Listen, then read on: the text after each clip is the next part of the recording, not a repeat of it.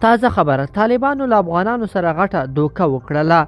افغانان یې څنګه خفه کړل، پنجاب یې څنګه خوشحاله کړل. تازه طالبانو خپله کومه رسمي ژبه اعلان کړله، جزئیات یې په ویډیو کې وګورئ او چینل سبسکرایب کړئ. لیدونکو السلام علیکم.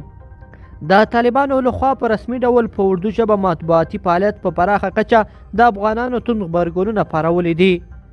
نن د طالبانو د بهرنیو چارو د وزیر ملا امیر خان متقي لخوا د هغه لیک اردو ژباړه هم د بهرنیو چارو وزارت له رسمي فیسبوک پاڼې څخه خپره شوه چې د امریکا د متحده ایالاتو د کانګرس د نارینهو غړو په نوم یې لیکلی و. طالبانو مخکې په پاکستان کې د جمهوریت نظام پر ضد د وسلوال او فرهنګي فعالیت پر مهال هم په اردو ژبه خپرونې لرلې. دوی اعلامی معمولا د پښتو او دري ژبو ترڅنګ په اردو او انګلیسي ژبو هم خپرې شوې دي.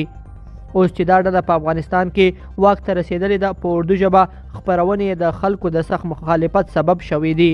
افغان ژورنالیست فواد لامې په دې اړه لیکلي، تاریخ کې شاید لومړی ځل وي چې اردو د افغانستان په یو رسمي سند کې د ډیپلوماتیکي ژبې په حیث کارول کیږي. هغه هم داسې یو لیک چې مخاطب انګلیسي ژبې امریکایان دي. داسې ښکاري چې د ازبکي ځای اردو نیولی دی.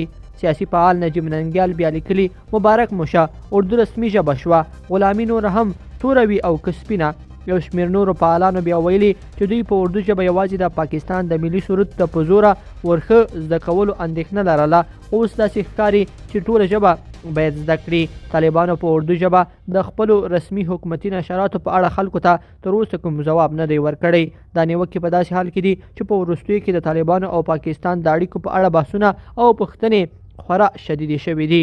یو شمېر افغانان په وروستیو کې طالبان بیا تورن کړي چې افغانستان بې هویته کړی دی او د پاکستان په 15مې صوبې بدل کړی دی.